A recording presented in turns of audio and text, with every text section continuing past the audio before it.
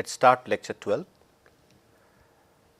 and the course is phase diagrams in single component binary systems. Until now we have been discussing equilibrium conditions on the basis of internal energy, entropy, and then we started looking at auxiliary functions to understand state of a system or the equilibrium condition of a system. So, in the last class what we have seen that there are two auxiliary functions. One is Helmholtz free energy, another one is Gibbs free energy. Helmholtz free energy is termed as A and Gibbs free energy is termed as G, and G is a function of pressure and temperature and A is a function of volume and temperature. So, now let us look into the conditions for equilibrium on the basis of A value as well as G value. So, this lecture will be on the condition of equilibrium when we consider Helmholtz free energy. Okay. So, the topic is condition of equilibrium considering Helmholtz free energy. Now, we see that A is nothing but U minus Ts, and I can think of a change state 1 to state 2. Okay. So, during that change I can have A2 minus A1 equal to U2 minus U1 minus T2 S2 minus T1 S1 like that.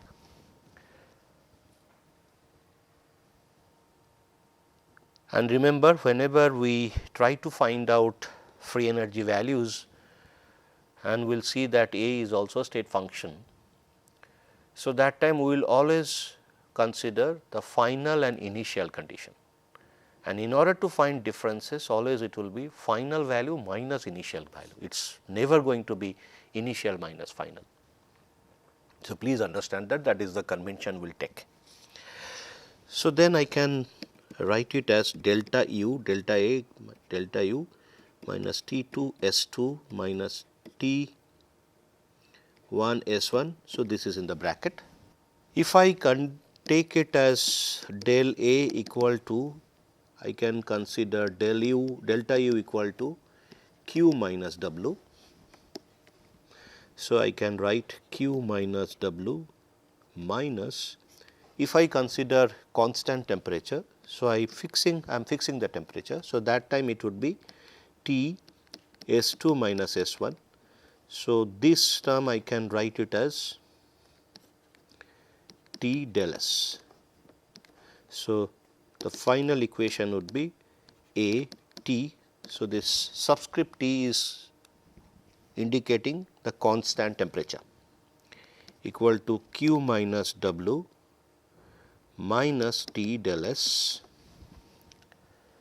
So, now let us treat this equation. Now, we consider and also remember when we try to look at this state change. So, it is a basically closed system, fixed composition. Okay. So, this is the condition we are taking.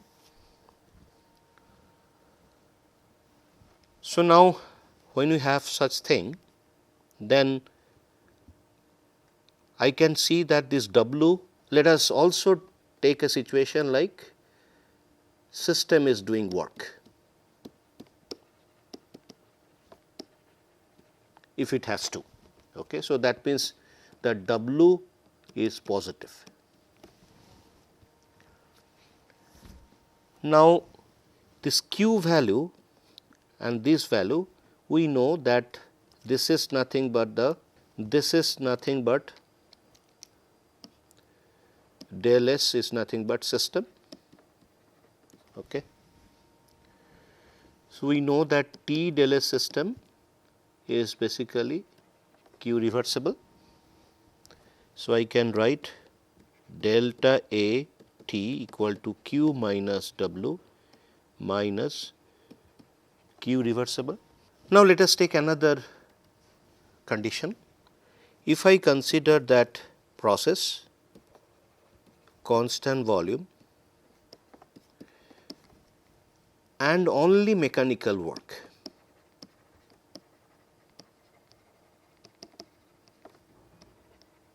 is involved.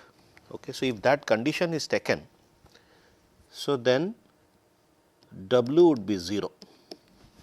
Is that correct? And if we do not take this condition, so at least let us first take it generally. So, then I can take it as A t, delta A t, without taking this, enforcing this condition, constant volume as well as only mechanical work. So, we will just do general treatment, would be equal to minus W minus T delta S irreversible. So, delta S irreversible is nothing but Q reversible minus Q by T. We know from the previous classes. Now, I can see that if it is reversible process,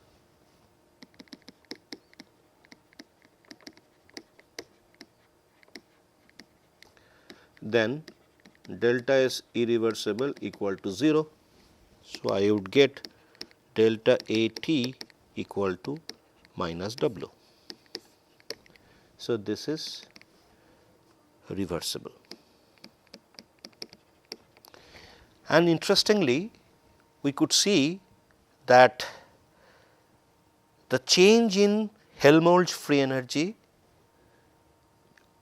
when the system is undergoing reversible process or reversible, let us say, expansion, we would always see the work that is coming out from the system would be the difference between the final Helmholtz free energy minus initial free energy.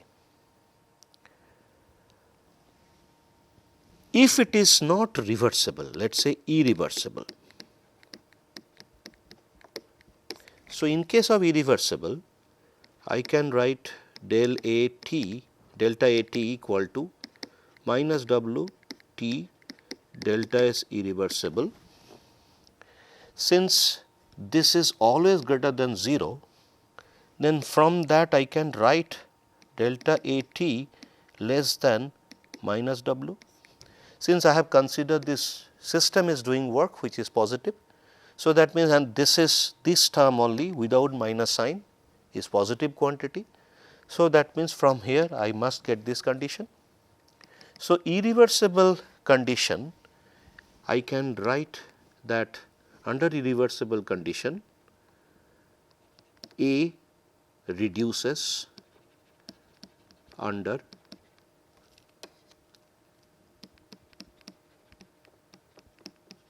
irreversible condition. Okay. Now, I can now place this condition, constant volume and only mechanical work. So, if it is a constant volume and only mechanical works, that means the volume term is constant. So, delta A V t, so then it would be equal to this W term, this equation W term would be 0 and it would become T delta S irreversible. And since this is positive, T is a positive term. So, again I am getting the condition during irreversible process is delta A V t less than equal to 0. Okay. Again let us take if it is reversible now. If it is reversible, then delta A V t, if it is reversible, so then delta S irreversible, or rather this one equal to 0. So, this term goes to 0, so equal to 0. So, what condition I am getting? That delta A V t less than equal to 0, combining this one and this one. Now, let us analyze these two equations. As we see, under irreversible condition, whether it is a constant volume process or we are getting some work from the system, I see that the Helmholtz free energy reduces, and as it is approaching reversibility, I could see that there is a possibility of delta A approaching 0, okay. And under reversible condition delta A would be always 0. So, from irreversibility, any spontaneous process, it starts with irreversibility and it tries to achieve equilibrium condition or state of rest. So, that means the under irreversible process A is reducing, and when it approaches state of rest or equilibrium, the A must be having the minimum value. So, this suggests that this one specifically suggests that A must go to minimum value. Okay. So, this becomes my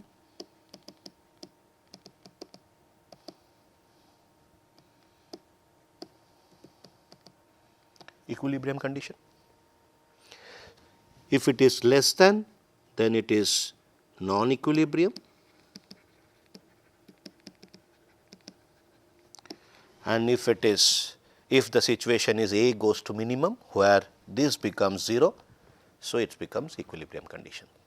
So, now I could see that with the help of simple quantifiable variables like V and T, I could get a situation of equilibrium condition. In fact, if I try to look at the general equation what we have derived, delta A equal to minus P dV minus S dt, there also it can get V t equal to 0. So, now it is pretty clear that Helmholtz free energy can define the equilibrium of a system when the Helmholtz free energy goes minimum. Okay. So, now let us try to understand this particular concept with the help of a graphical representation, and in order to do that we will do some experiment. Okay.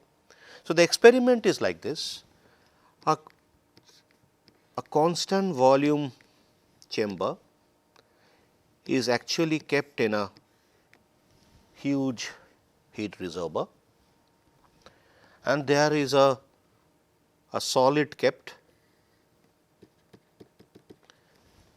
okay, and this is at a temperature T, and the total number of atoms of this system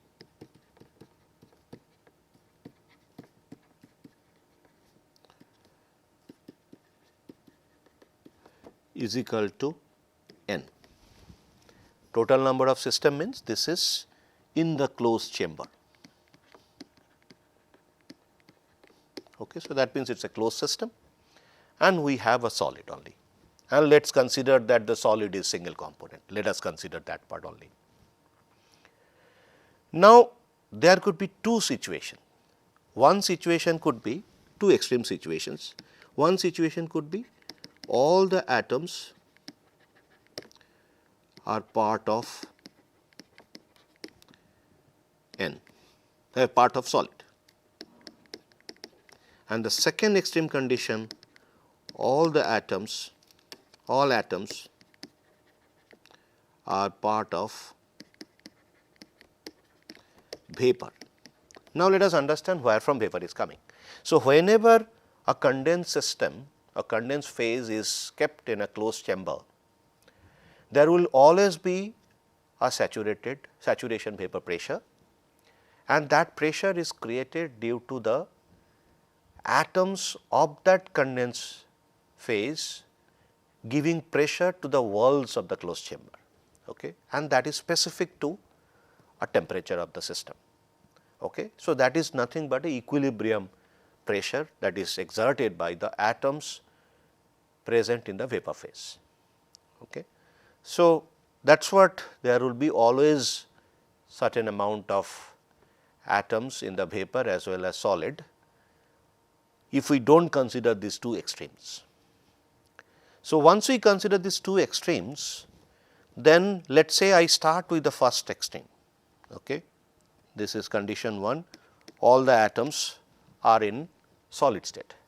So, let us say, and then in order to actually take the atom from the solid, the atom has to break away from the bonds of the solid, and let us consider the solid is crystalline. So, if it is crystalline, then there will be bonds combining those atoms and becoming and allowing them to be part of solid. So, the surface atoms, if it has to go out of the solid and becomes part of vapor, the energy has to be supplied, and that energy is equivalent to the bond breakage energy, and depending on how many bonds are broken. Okay. So, that means the bond breaking energy, that means you have to send energy to the system. What is that form of energy that is available? The thermal energy, because it is kept in a reservoir. So, this is a reservoir at temperature T. So, once that heat goes in and one atom breaks away from the solid surface and becomes part of the vapor, so some amount of energy goes in, and since it is a constant volume, so that means the internal energy goes up. Okay. So, gradually one by one atoms will leave the solid surface and become part of the vapor phase, and gradually the internal energy of the system keeps going up, because more and more energy would be required for breaking the bonds, and that energy will be part of the system. So, if I try to look at what will be the internal energy change, so let us look at here. So, change in internal energy, if I try to look at U, and this is number of atoms. So, it will start, and this change is linear, okay? Because if I consider that one atom required some amount, so the second atom would require the equivalent amount of heat, and that becomes part of the internal energy. Now, let us look at the entropy part. As we know that entropy Q reversible by T, okay, or in other term ds equal to del Q reversible by T. And in this, at least it just shows that some amount of heat by temperature, which is divided by temperature. In fact, it does not talk about the positioning of those atoms, okay, or rather occupying space of those atoms, but entropy has that particular occupying space concept inbuilt into it. So, let us look at that concept. So, in order to understand that concept, so we have to take help of free expansion of ideal gas. So, what we have seen, the free expansion of ideal gas. So, we have a volume V1, volume V2, we have a stopper, and here we have ideal gas. This is at a temperature T, and here pressure is equal to 0 and pressure equal to P, some finite pressure. So, once we remove this particular stopper, the ideal gas molecules or atoms, or let us take molecules, the molecules will start filling up the space. And we know that during this process, the entire work is lost, and the amount of entropy generation would be nothing but R ln V2 plus V1 by V1, if we recall, okay. That will be the entropy generation. The entire work will be lost because the gas is expanding against 0 pressure. So, PV term, if P becomes 0, so the work term would be entirely 0. So, but that work term is there. If had we considered reversible process, then we would have gotten the maximum work. So, the entire work is converting into entropy. and in fact that work is actually, that lost work is associated with nothing but heat energy which is stored in the system.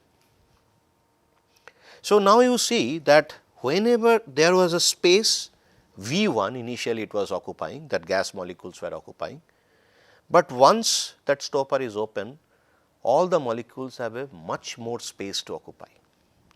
So, that means this entropy generation is also related to the space it finds for occupying, okay? And this later on it can be, we will show this later, this entropy can be related to K ln omega, and this K is basically Boltzmann constant.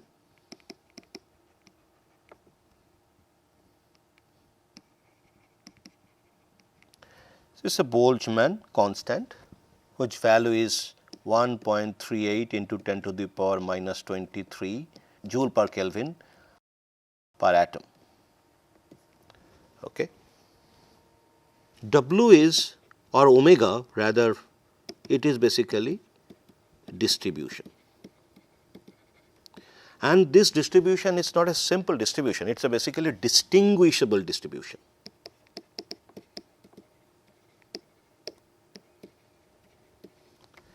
What do you mean by distinguishable distribution? Let us say I have two black balls. Okay.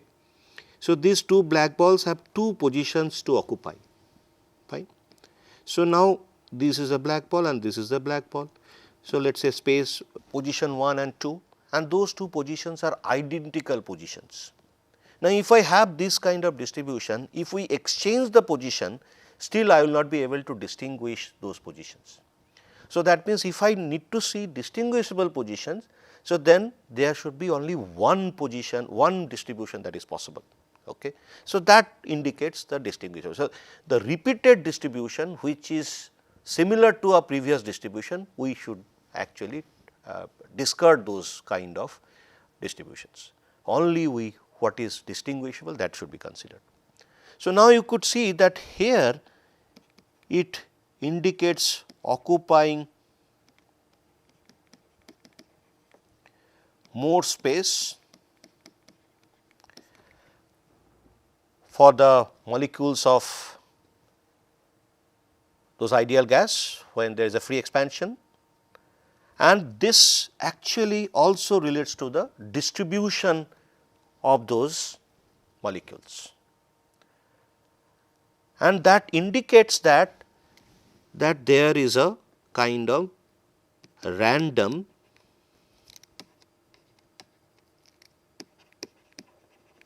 positioning. Okay. So, random positioning of the atoms. So, that in fact, I would see that there will be more randomness in the system when entropy is generated. Okay. So, that is what that randomness, sometimes we start entropy discussion with the randomness, but better would be we start the entropy discussion from classical thermodynamics with basically this particular formula, and then gradually we move towards the randomness concept, which is part of the statistical mode of distributions. Okay. So, that is what, once one atom becomes part of the vapor phase coming from solid surface, the entropy of the system definitely goes up. And if I try to look at a kind of extreme condition where all the atoms are part of the solid, then the entropy would be decided by the unique or distinguishable distribution in the solid phase. And if we consider this is a perfect solid or perfect crystalline solid, the distribution should be 1, and if it is a single component, so distribution 1. But now once one atom becomes part of it, now we have a situation. So, situation is n minus 1 atom is part of solid and 1 atom is part of vapor. Okay. So, when one atom leaves surface of solid. Okay. So, that means entropy goes up. And interestingly, if I try to look at entropy change rather as a function of number of atoms coming from solid and becoming part of the vapor, more and more atoms come up, you will see that the entropy of the system gradually goes up.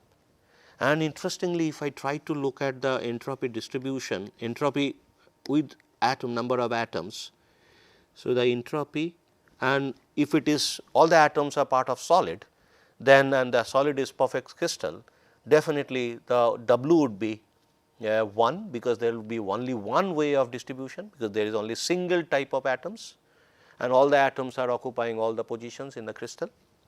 So, it start with the 0 entropy and then gradually it goes up. So, the entropy change would be gradually goes up and it slowly, the slope slows down as we increase the number of atoms in the vapor. This is entropy change. Okay. So, we will see why this happens later on, considering this particular situation, because there will be a kind of exponential situation. So, that equation actually tells us why there is a gradual decrease in the slope of entropy increase. So, now if I try to see this, combine these two things, number of atoms becoming part of the vapor, entropy increases, internal energy increases. Now, let us look at let us take A equal to U minus T s. Now, entropy is a positive quantity because it is gradually increasing. So, now if I try to look at the distribution or the positioning of or the graphical modes of these all three situations, the minus T s would be always negative, So, it starts from here, and as the number of atoms in the vapor phase goes up, entropy T s term would always minus T s term rather,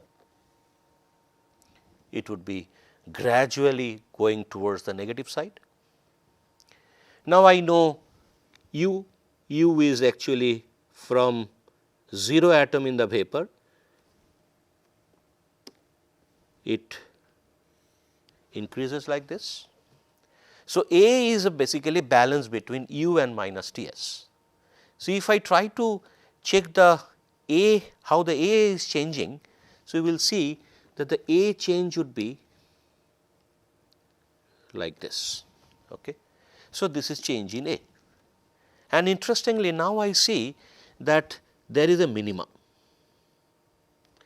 and here dA, and here it is constant volume and T, because I have taken that experiment with the consideration that it is a constant volume chamber, and I have taken some solid and vapor, and I know that the solid volume, if I compare the molar volume of solid and the molar volume of vapor is much higher than the molar volume of solid. Okay.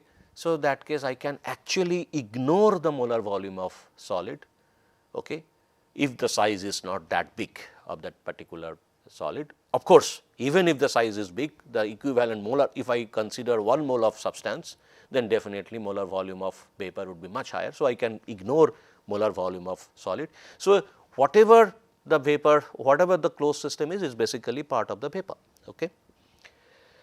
So, now there is a minima, and I know that when this situation happens equal to 0 and A goes to minimum,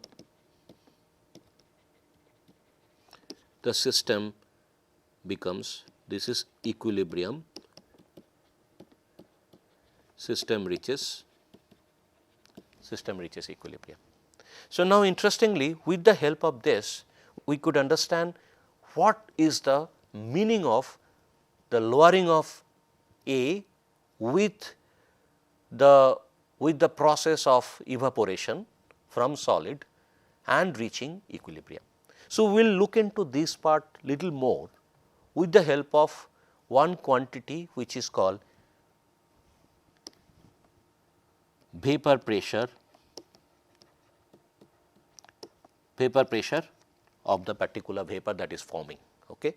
So, with the help of let us say Pi small p, because here I am considering atoms coming up. So, this, and if I try to look at P T, which is function of temperature, and if we consider this is to be equilibrium vapor pressure, which is nothing but saturation vapor pressure, that would be calculated on the basis of N V, the part of the molecular rather N V K T divided by V chamber divided by V solid. Okay. So, this is the whenever that atom is becoming part of it. So, with this I can actually indicate the vapor pressure, saturation vapor pressure, and so this is the saturation vapor pressure we are getting.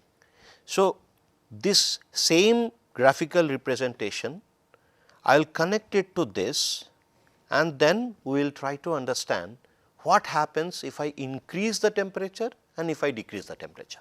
Okay. And then we will see when the temperature goes to 0 Kelvin, we will see that the A minimization is matching with the minimization of U. I missed it one point. So, please understand that this is U, okay, and this is T S term and this is A term. Okay. Please try to understand that, try to take it. So, when temperature goes to 0 Kelvin, minimization of U is will merge with minimization of A, and as we increase the temperature, you will see that the minimization of A happens at a higher value of N, okay, or NV rather, fine, higher value of number of atoms in the vapor phase. Okay. And one more thing, this K is Boltzmann constant, as we have seen, and here we are not using, this is nothing but a PV equal to nRT, but since I am not taking molecule, rather I am taking atoms. So, that is what K is introduced, okay, not R value, which is the universal gas constant, fine. So, if you see the vapor pressure, which is nothing but the saturation vapor pressure, which is given like this, where the V is the total volume and Vs is the volume of solid. In fact, if volume of solid is pretty small, then you can actually take V minus Vs to be the volume of gas. Okay. So, we will see later, but here if you see the change in A value, which is Helmholtz free energy, U and Ts, they are shown in this graphical representation. So, in this particular graphical representation, what we need to consider that this N is not the total, is rather N V. A small correction you please incorporate, because this is related to N V, and in fact, all the cases it should be N V. Here also if I try to look at the U value is N V, because here I am trying to look at the number of atoms coming from solid surface to the vapor surface. So, it is basically on the basis of number of vapor atom that is coming, that is becoming part of the vapor. Okay. So, that is a small correction you have to incorporate. Otherwise, if you see that there is a minimization of A, and when the equilibrium happens, and that equilibrium happens at N V star, you can put it as N V star, that is basically balance between U and minus T s. So, let me stop here. We will continue our discussion on this equilibrium consideration and graphical mode to understand minimization of A when system reaches equilibrium. So, let me stop here. Thank you very much.